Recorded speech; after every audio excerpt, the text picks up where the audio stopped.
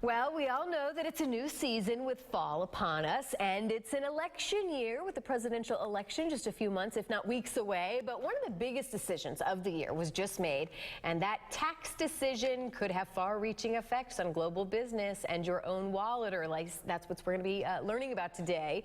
Here to give us insight into what this decision was is our very own tax expert, tax attorney Rebecca Walser. Good morning. Good morning, Welcome Carly. back. Thank you. I'm glad to be here. Yeah, so this is a big year, big time of year. But Absolutely. First, let's address the apples. Why did you bring apples for us? Yes, well, we recently just had a large decision come out of the European Union, their antitrust regulator, against the company Apple. Ah, the company Apple, which is very interesting. Apple. This is a company to watch and learn from. Absolutely. All right. Absolutely. So what we had was the European Union, their antitrust regulator, decided that Apple owes 13 billion euros, which is basically, if we can bring up our chart, 14.5 billion US dollars. Wow. For their operations from basically 1993 through 2011, basically.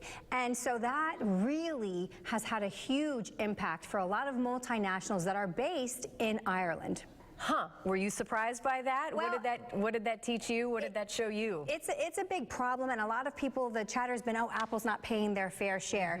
As a tax lawyer, it's not so much to me about whether Apple has paid their fair share. It's about whether or not Apple has followed the law. So what we're really talking about here is the rule of law. And if I can read from Tim Cook, who is the CEO of Apple, he wrote an open letter to shareholders in response, and I thought this paragraph was stunning. The Commission's move is unprecedented and has serious, wide-reaching implication. It effectively proposes to replace Irish tax law with a view of what the Commission thinks the law should have been. This would strike a devastating blow to the sovereignty of EU member states over their own tax matters and to the principle of the certainty of law in Europe. The reason that's so important, Carly, is think of it, business owners back here in the U.S. You go into business, you know what the law is, you know you can afford to do business under those laws, and you're profitable. You can't have the United States government telling you after the fact, oh, you know what, we don't like what you paid, you need to pay us money. Coming in and changing things. Change things after the fact. Well, and when you look at a big company like Apple, of course, a lot of us have Apple devices, but what does that mean to our own wallets and our own retirement strategies, and why do we need to pay attention to this? Well, if we have the European Union, this affects us in two ways as Americans. If we have the European Union saying that a multinational company based in the United States has to pay taxes that they didn't expect to pay and didn't have to pay under the law, they're going to obviously raise prices on their goods and services. That affects us in a lot of ways. That affects us in a lot of ways. The other way it affects us is because the United States isn't happy with this decision. They see that as our tax base and our tax revenue. And if the Apple pays the European Union $14 billion, they have to get a credit on the U.S. side of that foreign tax being paid. So it could also affect our tax revenues in the U.S. when those funds are repatriated, and that will also make us pay more taxes. So are you seeing a lot of business owners, and really, or maybe more, should be paying attention to this than what they are currently? I mean, where do you look for in the future? Where do we take this info from here? So this is really effect on multinational corporations, McDonald's, Google. There's a lot of multinationals that are based like the same as Apple in Ireland for specifically because of Irish tax laws that are favorable.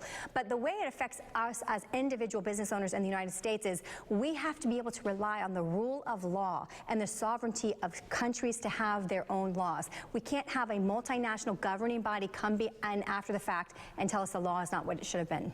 Well, and thankfully that's why we need experts like you who are watching that, who can advise maybe what needs to be done, certainly again to kind of localize it. All we care about is ourselves, what it means for me. That's right. And when you talk about these big companies, McDonald's, Apple, Google, it goes into employees as well, not even just with the products and services, how much they're going to get paid. Absolutely. The whole thing, it has far-reaching implications for not only business owners, but also for consumers to buy their goods and services. Yeah. All right, well, your take-home as we kind of wrap up, we're almost out of time here, but what is your take-home? What do you think people need to understand? We work with business owners to understand the tax laws in the United States. Certainly with expats, we work as well.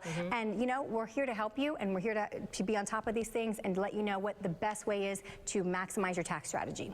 Anybody have any questions? There is your website there and the number to call. Rebecca, we really do. We learned so much from you. We appreciate you being here this morning, and we certainly look forward to having you back. Thank you, Carly. Glad to be here.